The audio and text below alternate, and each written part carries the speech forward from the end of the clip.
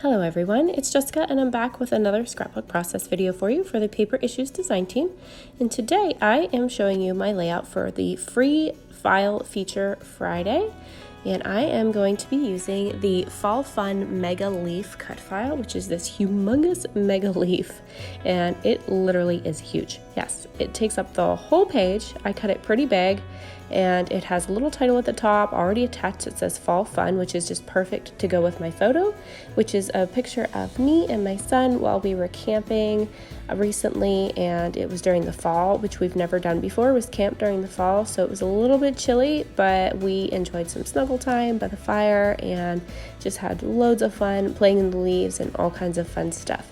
So I already cut my cut file, and what I'm doing here is I'm just going to work on my background first so it has time to dry while I work on the other items.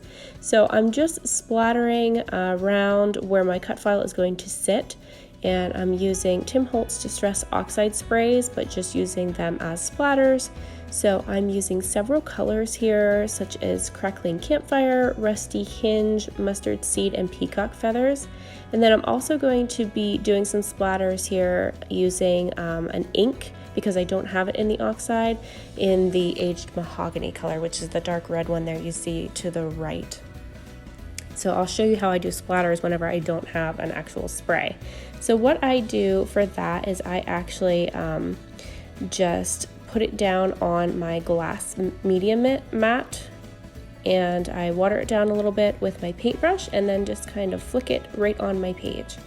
So it would have worked out a lot better with the oxides, just because the oxide actually shows up better on dark papers because it's more of a chalky finish. But like I said, I don't have this one in the oxide yet, so I just went ahead and used what I had. Then I'm just going to water down some white acrylic paint to finish off all of my splatters, but I'm just making sure that I'm drying in between my layers so that they don't bleed together.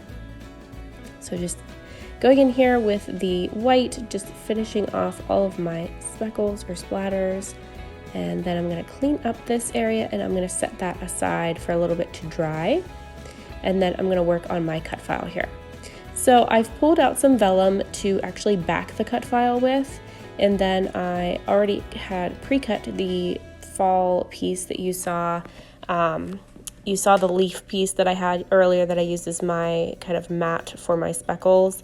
That was all cut out previously because originally I was going to back the whole thing with that paper, but then I decided against it. So I'm just using that piece that I cut out for just the title, and then I'm putting my little middle of the A back on right now. And then I'm going to back the rest of it just using some clear vellum, because I still want to see the pretty wood grain paper through this, because I think it just looks so good with these fall colors. So I didn't want to back the whole thing so that you couldn't see through it. Now, depending on your papers, you may want to back it if you have some really pretty patterned papers you want to use. But again, I wanted to see that pretty wood grain through this. So I'm just matting my photo first in just regular white cardstock. I had some textured cardstock aside from another project, so I just used that since it was left over. And then, actually I think no, it wasn't from cutting out this leaf. I kind of thought maybe it was from cutting out the leaf, but I wouldn't have had enough left over from that. So it was definitely from something else. But anywho, I'm gonna go ahead and stick my big cut file down to my background because it is dry now. And then I'm going to continue to just kind of work with my photo, and I wanted lots of layers in behind it. So I'm just using some scraps that I had left over. This is from the Thankful collection from Ellie's studio. And I'm just kind of pulling out just little bits and scraps that I had and just working them around my photo. You can see that I had cut some leaves out of this other piece that's there, but I'm going to use it anyways because you're never going to see that behind my photo. So I'm just going to distress the edge and pop it in behind here. So as I'm doing all of this and kind of layering everything and working on my background, my Cricut is actually over here cutting out my leaves for me. So here you'll see me scraping those off, and these will be the rest of my leaves that I had cut out. The leaves are actually from a cut file from Paper Issues as well, which I will link that below for you too. And I don't remember the name of it right now because the funny thing is I have been in like such a funk lately this past week. I don't know what it was, but I couldn't get into it. I pushed paper around on my desk forever and didn't create anything for several days. So this layout here actually is what got me out of my funk, and hopefully I am good to go now. But you saw me hold that up close. I did some machine stitching on the entire leaf just to give that some dimension and pop of color in there, and I used some gold stitching. And then I'm going to use some Ellie's Studio stamps, and I'm going to make a little tag here and cut it out with my Big Shot. So I'm just using my date stamp by Becky Higgins, and then I'm using my dies that I got from the store for the little tag there, or tab, and just gonna pull out some more stamps here. These are the Thankful set, and the other one were the tab set. I think they were the daily tabs. And then I'm just going to kind of finish up embellishing this.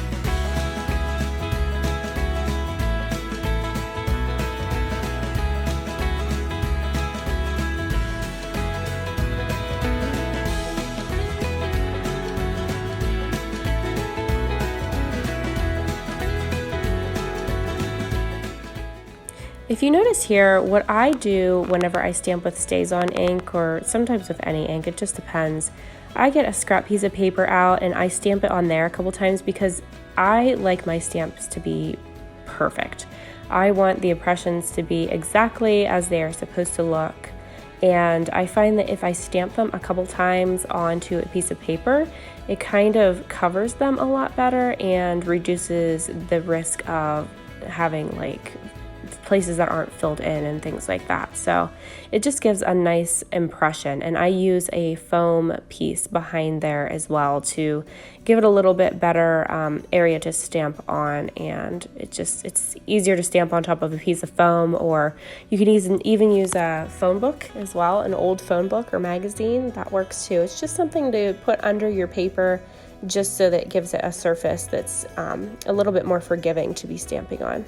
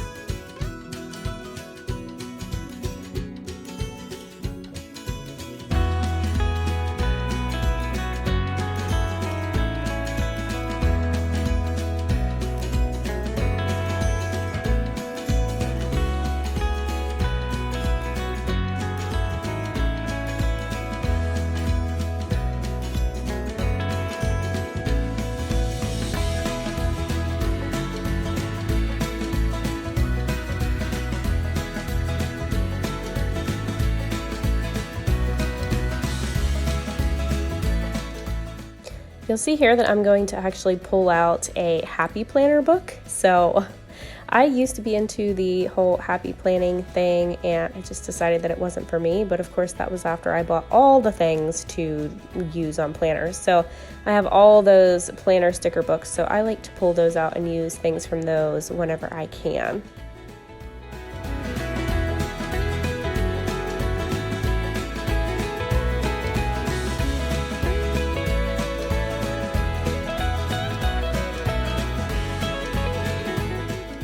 Do you remember those leaves that I was cutting out with my Cricut? Here they are. I've decided to mix them up and just kind of scatter them about like confetti. And then I stick them down with some micro-sized glue dots. I just love these little leaves. I love that I decided to cut them out and use them on this layout. I think it just adds so much, and it kind of saved all of my die cut embellishments from the pack that I bought, because now I can use all of those that I have left on another layout. So just cutting out these additional leaves just kind of extended my my things that I bought, since I just cut them out of the regular papers from the paper pad. So just finishing up, sticking all of these down. I absolutely love the effect of all those little ones. And I'm gonna add one more here on this little cluster just to finish that off. And then I absolutely love this little heart, so I'm gonna add it in too, just to give it another pop of that turquoise color. So here's my finished layout. I hope you guys play along with our monthly challenges over in the Paper Issues Friends and Fans Facebook group. And you can play along all month long for a chance to win prizes. And please, if you need anything from the shop, feel free to use my code Jessica at paperissues.com for 20% off. Thank you so much for watching.